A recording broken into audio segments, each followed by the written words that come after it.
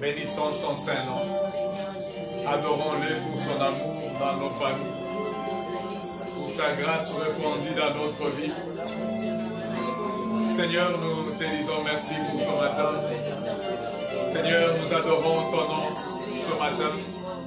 Seigneur, nous élevons ton nom au-dessus de tous les noms ce matin. Pour ton amour, Seigneur, manifeste envers nous. Tu es digne d'être adoré. Tu es digne d'être loué. Tu es digne d'être élevé au-dessus de tous les noms. Toi qui as un nom, qui est élevé au-dessus de tous les noms.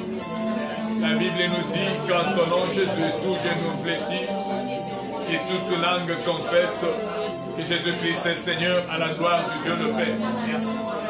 Tu es digne de recevoir l'honneur, louange et adoration, à ce que, hors de toi, nous n'avons pas d'autre Dieu. Tu es l'unique qui nous donne la vie. Tu es l'unique qui nous protège, qui combat pour nous, qui nous donne victoire en toutes choses. Golutozina tongo oyo kolo eutie pai na yo. Golutozina ngona tongo oyo eutie pai na yo. Bema na bongo tozana ngona tongo na lelo. Yondo pesi biso yango. Bema na bongo tozana ngona tongo na lelo. Yondo pesi biso bema. Voilà pourquoi, Seigneur, ce matin, toye kozongi sanokumu kembo masanjoli pai na yo. Kweto zali mobateli malamu ya bomo ina biso, mobateli malamu ya mabota na biso, mobateli malamu ya église na yo Seigneur Jésus, mobateli malamu ya mabota nyonso ya bana na Nzambe. Toye kozongisa lokumu kembo epai na yo, soa lokumu kembo masanjoli. Kweto yo zali Nzambe malamu. Tongo na lelo Seigneur notre Dieu, toye encore pour proclamer ta présence au milieu de nous. Parce que tu es présent, Seigneur. Tu es présent. Deux doigts sont réunis en ton nom. Oza kati kati na bango tondimi. Ozali kati kati na biso na tongo na lelo.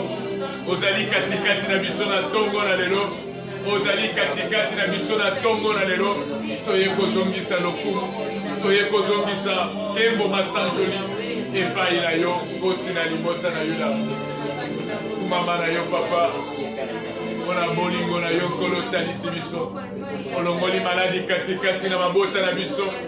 Olongoli liwa kati kati na mabota na biso. olongoli baplan nyonso ya munguna katikati na bomoi na biso mpe mabota na biso olongoli baplan nyonso ya mwini satana katikati na mabota na biso osaleli biso bolamu kosi na libota na yuda osaleli biso bolamu nzoto na ntongo osaleli biso bolamu ekimelo na basantunguma na biso osaleli biso bolamu yo oyo ozalaki ozali mpe oyebiki ozala libela na libela okuma makolo onetolama kosi na libota na yuda okembelama yo oyo ozalaki ozali mpe oyebiki ozala libela na libela okumuke bozogemba na yope na kombo na Yesu Kristo.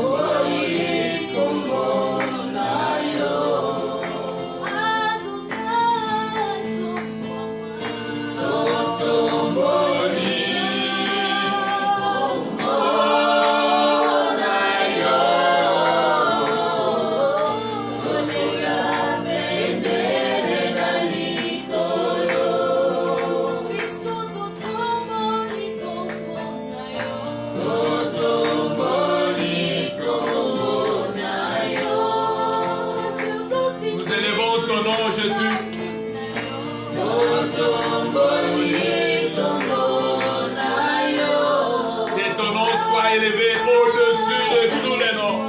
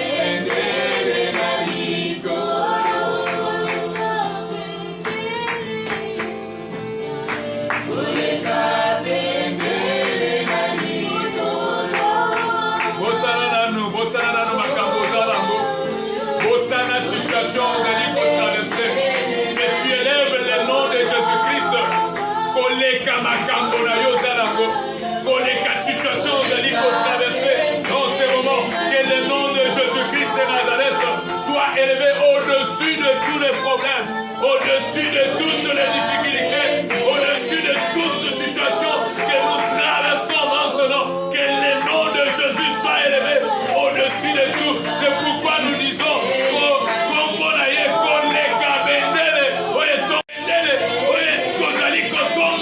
parce que ton fixe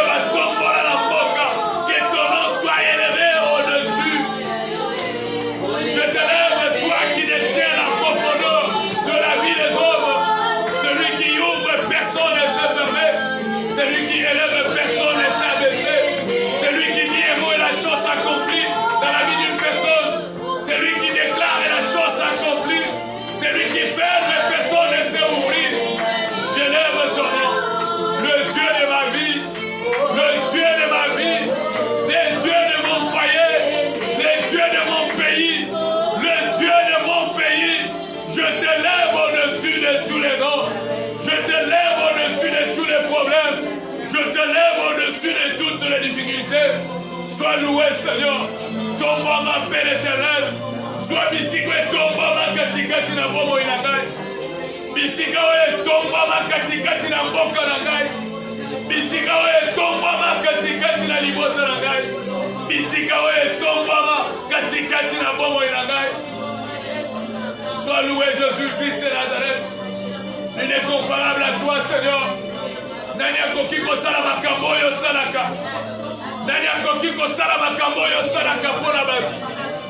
Nani akoki kokokisa makambo oyo kokisaka pona batu. Là où les hommes jugent fatal, Seigneur, toi tu compatis. Nani akoki kosala oyo salaka. Bipai batu bakondanaka. Me yo yakana mawa na yo na ngolu na yo. Nani akoki kosala makambo oyo salaka. Bipai oyo batu babwakaka. Seigneur yo yaka kolokota oyo batu babwaka. Nani akoki kosala makambo oyo salaka. Seigneur, tu n'étais pas venu pour condamner, mais tu es venu pour ramener les hommes à la vie. Nani akoki kosala oyo salaka. J'élève ton nom, Seigneur. Quand je contemple ma vie, Seigneur Jésus, quand je contemple ma vie, Seigneur, quand je contemple ma vie, Jésus, et quand je vois tout ce que tu fais dans ma vie, tout ce que tu as toujours fait dans ma vie, Seigneur, c'est un sujet pour t'adorer, oh Dieu Tout-Puissant, un sujet pour t'adorer. Nakota la moluna yo kati na libota na ngai. Nakota la moluna yo kati na mboka na ngai. Nakota la moluna yo kati na mabota ya bana na Nzambe. Bipai biso toko suka nkolo, okotalisa biso lisusu nzela. Bipai biso toko mina suka nkolo, otelemaka mpe osalaka nkolo. À un moment donné, il y a des choses qui nous arrivent dans la vie, toko mitu ne ye ndenge nini. Il y a des choses que nous recevons dans la vie, on se pose des questions, est-ce que c'est nous? Parce que nous n'avons même pas la force de le recevoir. Mais Goluna yo Seigneur, Goluna yo salaka biso Goluna ngai. Goluna yo salaka biso Seigneur, on peut se dire ne pas être connu quelque part, mais toi tu nous connais et tu fais des choses Seigneur.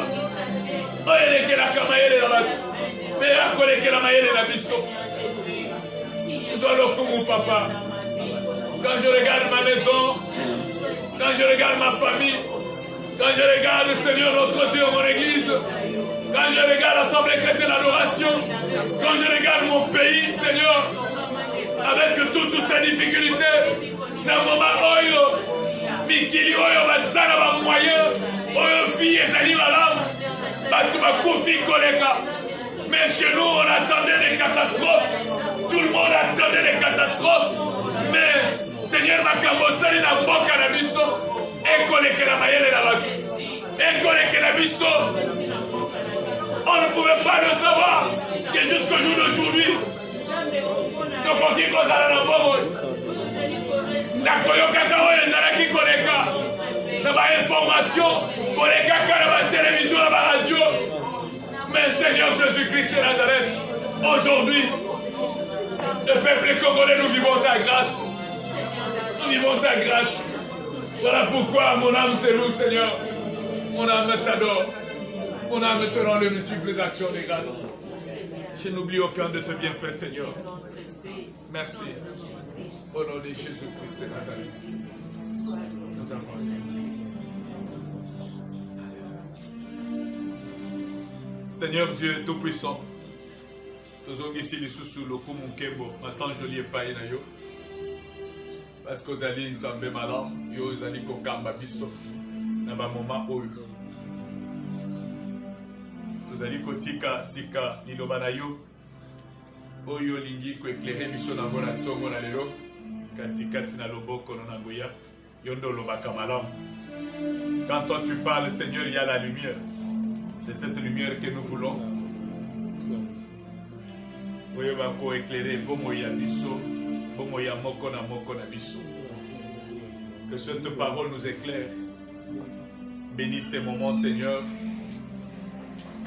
Et tout celui qui va recevoir cette parole, partout où il est, laisse que ta lumière, Seigneur, notre Dieu, l'éclaire. Et je bénis ton peuple qui écoute cette parole. Et que cette parole bénisse la vie de chacun de nous. Que nous puissions témoigner ta grandeur au travers de ce message. Dans le nom de Jésus-Christ, fais-nous grâce de parler comme toi tu fais. Bomo tonabiso epuya, mais tout le bande côté païna. Opesa biso pe lumière wana ya pour comprendre facilement ce que nous disons et ce que nous parlons. Pour la gloire de notre Seigneur Jésus-Christ, nous avons ainsi prié. Amen. Amen. Amen. Amen. Que le Seigneur vous bénisse. Amen. Il m'avait préférence d'avoir sa Bible parce qu'on va encore lire quand même beaucoup de choses aujourd'hui. Dans le peu de minutes, notre enseignement sur le chandelier continue. Et vous avez prévenu que si la grandeur du problème et de la Bible, je ne voulais pas aller vite, mais j'aimerais quand même que ce que nous disons, jour après jour, soit retenu. Et nous puissions le retenir également une fois pour toutes. C'est des choses que nous ne pouvons pas revenir beaucoup de fois, mais nous faisons vraiment un effort de lire, de comprendre et d'exposer la pensée de notre Seigneur. Et comme on est en train de parler du tabernacle et que nous sommes déjà dans le lieu saint, et dans le lieu saint vous trouvez le chandelier qui éclaire ces lieux saints, et là-bas une autre lumière ne peut pas entrer.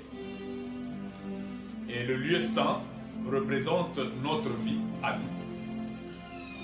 Notre vie à nous les chrétiens. Où la lumière qui doit éclairer notre vie soit une lumière qui vient d'une seule source, qui est Jésus-Christ de Nazareth. Et dans notre vie, il n'y a pas une autre source de lumière ou une autre lumière qui peut entrer dans notre vie. Et comme nous parlons du chandelier, nous avons dit le dimanche passé que cette lumière du chandelier, Jésus-Christ l'a laissée dans son église au travers Ephésiens 4, 11, 12. Aux autres comme prophètes, docteurs, pasteurs et évangélistes. Et pour que cette lumière reste permanente dans son église. C'est comme ça que nous avons dit que l'église qui n'a pas ses dons ministériels, un groupe de gens qui se réunissent, qui prient, mais au milieu d'eux, il n'y a pas ces dons ministériels de Ephésiens 4, 11, 12, quelles que soient les danses, quelles que soient les prophéties, le Seigneur n'est pas là. Parce qu'il a laissé cette lumière permanente dans son église. Pour que l'Ephésiens 4, 11, 12 ici éclaire l'église pour toujours. Aujourd'hui, nous prenons le chandelier et la forme que vous voyez du chandelier. Vous êtes d'accord avec moi que le chandelier a une forme d'un arbre. Vous le voyez dans le dessin, dans les livres, dans la Bible, la forme d'un arbre. C'est le modèle que le Seigneur avait donné à Moïse. On va nous lire Exode chapitre 25, le verset 31, pour comprendre que le chandelier a cette forme-là. Un arbre. Exode 25, le verset 31. Nous lisons la parole de Dieu au nom de Jésus. Tu feras un chandelier d'or pur. Ce chandelier sera fait d'or battu. Oui. Son pied, sa tige, ses calices, ses pommes et ses fleurs seront une même pièce. Amen. On a dit, on a donné combien? C'est 5 parties. Comme on peut étudier aujourd'hui, les chandeliers à combien de parties?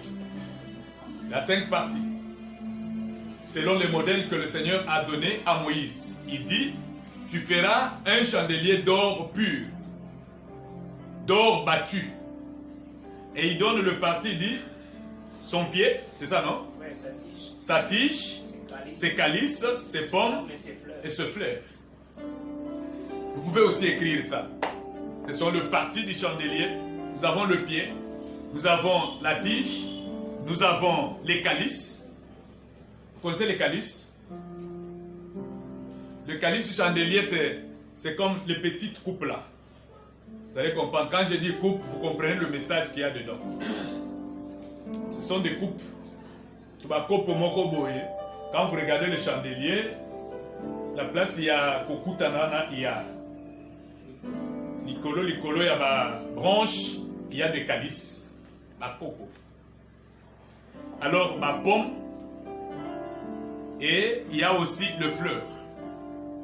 Et quand vous regardez cette composition, vous voyez que le chandelier, c'est un arbre qui se compose de ces 5 éléments. C'est comme ça que j'ai intitulé le sous-thème de ce matin, le chandelier est un arbre. Le chandelier est un arbre. Le chandelier, comme arbre, se compose des éléments suivants.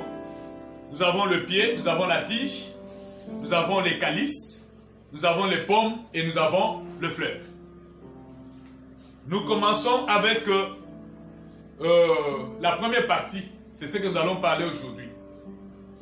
La première partie, c'est quoi? C'est le pied. Quand je parle, vous avez en tête l'image de ce chandelier-là. Prenons maintenant le pied. Le pied, c'est les sous-bassements là. Et le pied aussi peut être une racine. Le pied, c'est les commencements. Le pied, c'est la racine, c'est les commencements. Le pied, c'est les fondements. Fondements même de ce chandelier. Ce que je parle maintenant, ce sont des choses de l'Église et les choses de la vie d'un chrétien. Le pied, c'est les fondements. Le pied, c'est les commencements. C'est cette racine principale. Là où le chandelier est posé. Alors, les fondements, qui est le pied là, c'est le commencement de la maison. On ne peut jamais construire la maison sans un fondement. La fondation, le fondement, qui est le commencement de la maison. Et au niveau du chandelier, le fondement là, c'est ça même ce que nous appelons le ministère apostolique. C'est ça même le ministère apostolique, les fondements. Or, l'apôtre par excellence que nous connaissons, c'est le Seigneur Jésus-Christ de Nazareth.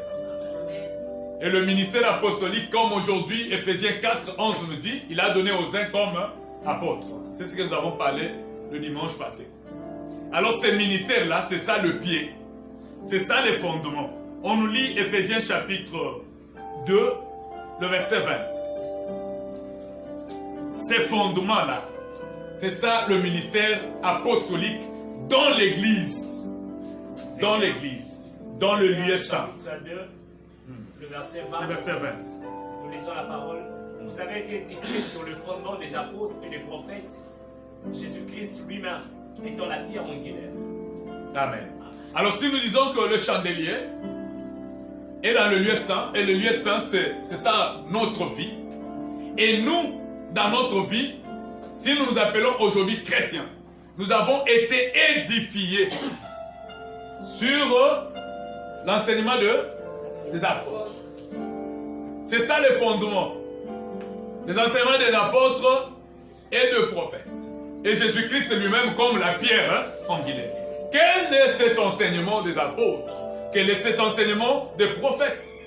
Ils doivent nous montrer que la fondation de notre vie, c'est Jésus-Christ de Nazareth. C'est cet enseignement-là. C'est comme ça que la Bible dit, nous avons été édifiés par l'enseignement des apôtres et des prophètes. Et Jésus-Christ lui-même, qui est la pierre angulaire. Cette pierre des fondations. Le fondement. Jésus-Christ lui-même est le fondement de l'Église. Et le fondement de ma vie. Les fondements de ma vie chrétienne. Les fondements de toute ma vie. On nous lit encore Apocalypse 21. Le verset 10 à 14. Et j'aurai besoin plus du verset 14. Apocalypse 21, 10 à 14. Nous lisons la parole de Dieu. Et il me transporta en esprit sur une grande et haute montagne. Et il me montra la ville sainte, Oui. Jérusalem, qui descendait du ciel d'auprès de Dieu, et en la gloire de Dieu. Son éclat était semblable à celui d'une pierre très précieuse, d'une pierre de jaspe, transparente comme du cristal. Elle avait une grande et haute muraille. Elle avait 12 portes, et sur les portes 12 anges. Et dedans écrit, c'est les 12 tribus des fils d'Israël. À l'Orient, 3 portes, au Nord, 3 portes, au Midi, 3 portes, et à l'Occident, 3 portes. La muraille de la ville avait 12 fondements, et sur eux, les 12 noms des 12 apôtres de l'agneau. Les 12 fondements. Là, on lui amène en esprit, on lui montre ce genre qu'on montre le Jérusalem céleste, la maison de Dieu en esprit. On lui montre cette construction de cette maison de Dieu. On a détaillé les portes, mais on dit que pour le fondement, c'était les 12 noms des 12 apôtres. Alors les fondements représentaient les 12 apôtres. Les 12 noms des 12 apôtres qui coalisaient pour faire le fondement de cette Jérusalem céleste. C'est pour activer ce que je viens de dire, que le fondement de la maison, le fondement de notre croyance, le fondement de notre vie chrétienne, de notre vie en Jésus-Christ, c'est ça même, cet enseignement des apôtres et des prophètes. C'est ça le ministère apostolique qui crée le fondement de l'Église pour nous montrer, pas autre chose, que Jésus-Christ, c'est lui la pierre de la fondation. C'est lui le fondement de notre vie. La Bible nous dit dans 1 Corinthiens chapitre 12, le verset 28, que l'Écriture dit expressément que Dieu a établi dans l'Église, premièrement, des apôtres. Premièrement, des apôtres. Il a établi dans l'Église, premièrement, des apôtres. L'Écriture nous dit expressément. Cela n'est pas un hasard que Dieu ait établi premièrement dans l'Église les apôtres. Car les apôtres représentent le pied. La fondation, le fondement ou le commencement de l'enseignement de notre Seigneur Jésus-Christ. Les apôtres représentent le pied du chandelier. Alors les 12 apôtres, lorsque nous parlons des 12 apôtres dans la Bible, tous les 12 n'avaient pas tous le ministère apostolique. Là nous devons comprendre pour faire quand même la différence. Tous les 12 n'avaient pas tous le ministère apostolique. Quand bien même on dit les 12 apôtres que Jésus-Christ avait marché avec, tous n'avaient pas le ministère apostolique. Car parmi eux, il y avait des pasteurs, il y avait des prophètes, parmi ces 12-là. Vous pouvez prendre pour vérifier Actes chapitre 13, le verset 1. Tous n'avaient pas le même ministère. Tous n'avaient pas le ministère apostolique. Mais lorsqu'on regarde cette Jérusalem céleste, on trouve les noms dans le fondement, dans la fondation, composés de ces 12 apôtres. Pour dire qu'il y a eu la totalité là-bas. Tous n'avaient pas le même ministère. Amen. Amen. Amen. Alors je peux dire en premier lieu qu'ils sont appelés apôtres. Pourquoi ils sont appelés apôtres? C'est parce que ils ont servi de fondement, du commencement pour établir le culte. Mais je ne vais pas faire de l'amalgame lorsque je dis ils ont servi du fondement ou de la fondation pour établir le culte. Je vais parler du commencement. Amen. Amen. J'aimerais qu'on entre vraiment en profondeur. Comme on est en cette période ici, on entre quand même en profondeur des choses que nous parlons.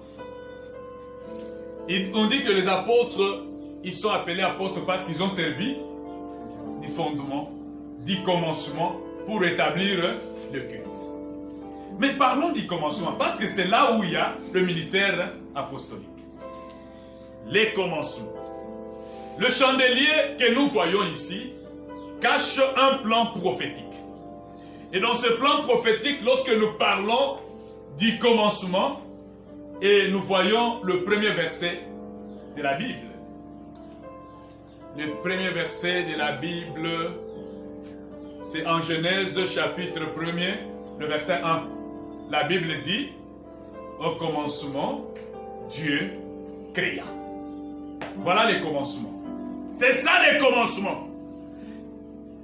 Les commencements, au commencement, Dieu créa. Il a créé quoi? Il a créé le ciel et la terre. Voilà les commencements. Les commencements, c'est quoi? Les commencements, c'est une création. Et lorsque on dit qu'ils ont servi du commencement, et le commencement, c'est une création. Et quel homme? C'est ça les commencements. Et cette création, on dit, il a créé le ciel et la terre. Maintenant, écoutez la prophétie qui vient de Dieu lui-même. Nous disons que le commencement, c'est la création. Lorsque Dieu parle de la postérité, là, il parle avec Abraham. Il parle de la postérité. Qu'est-ce que Dieu a montré à Abraham? Il lui a montré les cieux et la terre. Mais quelle postérité Dieu parlait à Abraham? C'était Isaac. La postérité d'Abraham. Tu ne vas pas mourir comme ça. Tu auras une postérité, l'enfant qui sortira de toi. Et lorsqu'Abraham était à la fin, il voyait, mais comment je vais avoir un enfant? Dieu lui a montré le ciel et la terre. Comme commencement, la création. Et pour parler de cette postérité, il lui a montré le ciel et la terre. C'est Genèse chapitre 15, le verset 5.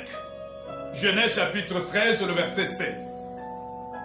Et par ici, nous pouvons confirmer que le véritable commencement ou la véritable création, c'est la postérité. Amen. Le véritable commencement ou la véritable création. Parce que les commencements, retenons tout simplement que les commencements, c'est la création. Maintenant, le véritable commencement ou la véritable création, c'est la postérité.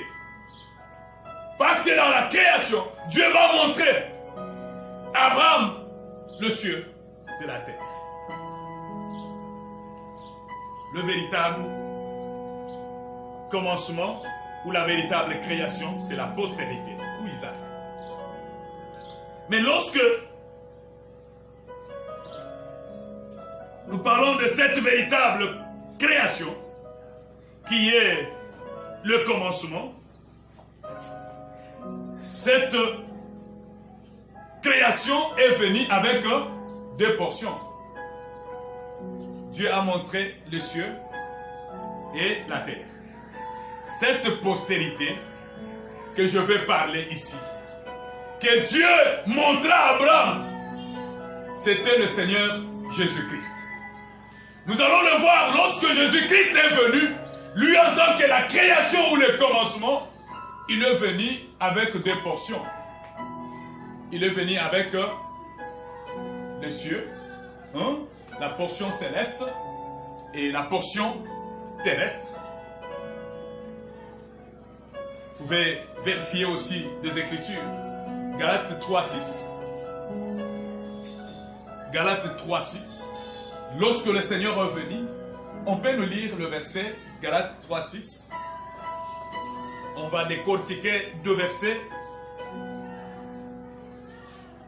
Galates chapitre 3, le verset 6. Oui. La Bible dit, comme Abraham crut à Dieu et que cela lui fut imputé à justice. Lorsque Dieu a montré à Abraham la création, il lui a montré le ciel et la terre comme le commencement de toutes choses. Abraham n'a pas douté. Abraham a cru. Et comme Abraham a cru, cela lui était imputé à justice. Dans sa croyance. Cela lui était imputé à justice. Et dans la véritable postérité, le véritable commencement, Jésus-Christ de Nazareth, lorsqu'il est venu, il est venu avec deux portions. Il est venu avec la portion céleste et la portion terrestre. Alors dans sa portion céleste, c'est là où il y a des problèmes aujourd'hui. Dans sa portion céleste, Jésus-Christ, il est le véritable Dieu. C'est ça la portion céleste. C'est comme ça qu'il y a des problèmes partout. Parce que c'est lui-même le pied du chandelier. C'est lui-même l'apôtre par excellence. Et c'est lui-même le Dieu véritable. Et lorsqu'il est venu, il était difficile que les gens croient qu'il était Dieu. C'était lui-même Dieu qui était descendu sur la terre afin de sauver l'homme. Dans sa portion céleste, c'est comme ça que moi, je crois que Jésus-Christ de Nazareth est Dieu. Il est Dieu. C'est le Dieu qui est descendu du ciel pour venir donner la vie. C'est lui-même que Dieu avait montré à Abraham. Tu es en train de chercher quoi? Tu es en train de chercher un enfant. Mais regarde le ciel. Regarde la terre. Il lui a montré la création. Le commencement. Si aujourd'hui nous pouvons dire que le ministère apostolique nous a permis du commencement ou de la fondation ou de la création de toutes choses. Et ce ministère apostolique, celui qui nous a permis de la création, c'est Jésus-Christ de Nazareth. C'est lui-même cette portion. Amen. Dieu a montré le ciel et la terre. Amen. Donc le pied du tabernacle, c'est le commencement, le ministère apostolique. Et ce commencement-là parle de la création. Il y a des jeux de mots que vous pouvez retenir rapidement. Parle de la création. Et la création parle de Jésus-Christ, qui est la postérité. Que le Seigneur avait montré à Abraham. Si tu crois seulement à cette postérité, tu as tout ce que tu as besoin. Tout ce que tu demandes, tu les as. Abraham a regardé, il a cru. Et cela lui avait été imputé à justice. Et celui qui est venu avec des portions, c'est Jésus-Christ de Nazareth. Il est venu avec le céleste en tant que Dieu. Et il est venu avec le terrestre en tant que le Fils de l'homme ou en tant que l'homme. La Bible nous atteste dans Philippiens chapitre, on nous lit, c'est le dernier verset. Philippiens chapitre 2, le verset 5 à 8. C'est là où nous allons nous limiter.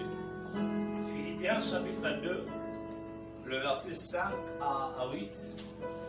La Bible dit, ayant en vous les sentiments qui étaient en Jésus-Christ, lequel, existant en forme de Dieu, n'a point regardé comme une proie à arracher d'être égal avec Dieu, mais s'est dépouillé lui-même, en prenant une forme de serviteur, en devenant semblable aux hommes, ayant paru comme un simple homme, il s'est humilié lui-même, se rendant obéissant jusqu'à la mort, même jusqu'à la mort de la croix.